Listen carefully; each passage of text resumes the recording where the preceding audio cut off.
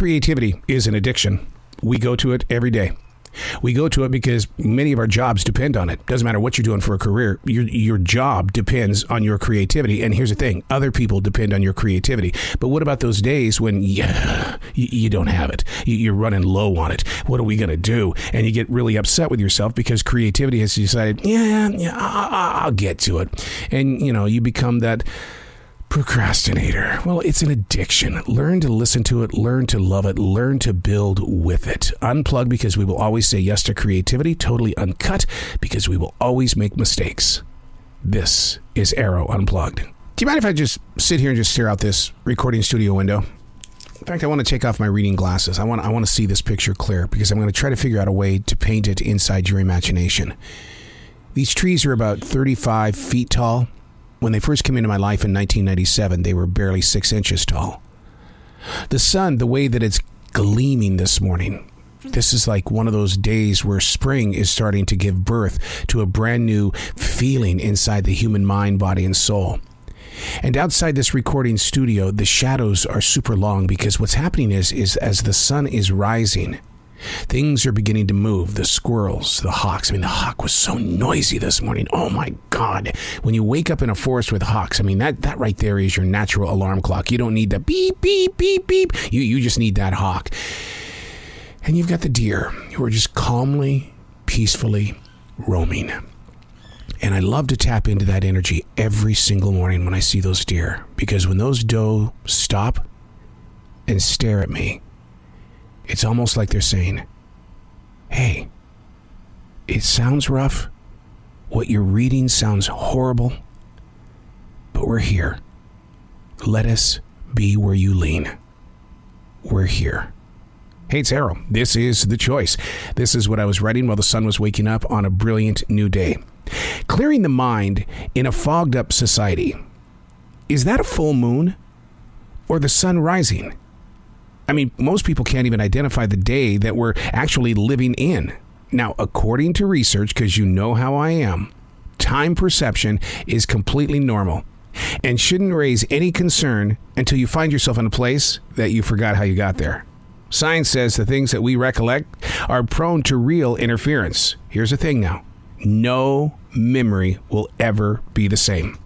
And this is why I write on a daily basis. It doesn't mean that I'm going to return to read the writing. I'm just here to observe the curves of a long and winding road. Here's the thing. You and I could be in the same exact room, face to face, and still experience something totally different upon our journeys. Let's say you're the one that's writing down the moment, and I stop by in 2 weeks, and we talk about what it is that we were doing when we were face to face. Because the brain is constantly exchanging what it holds on to, what's going to happen is I'm going to remember what we were talking about, but it's not going to be as sharp as the tones of the physical writer. Sadly, though, here's the twist in the story. The writer's interpretation of the event is not even what really took place. Because as you write, as much as you could be the greatest journalist on the planet, you're still going to put it in your own words.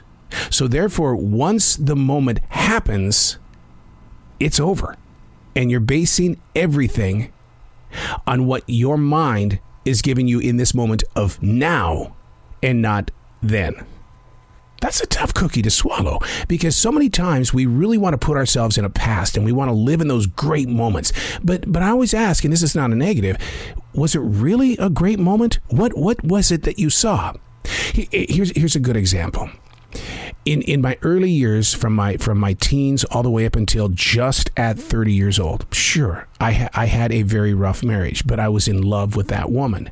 And the thing is, though, is that if that person were to ever come back into my life again, there'd be absolutely no feelings, and every memory that I had would be based on the opinion of what I have today, of what I assume was the experience then.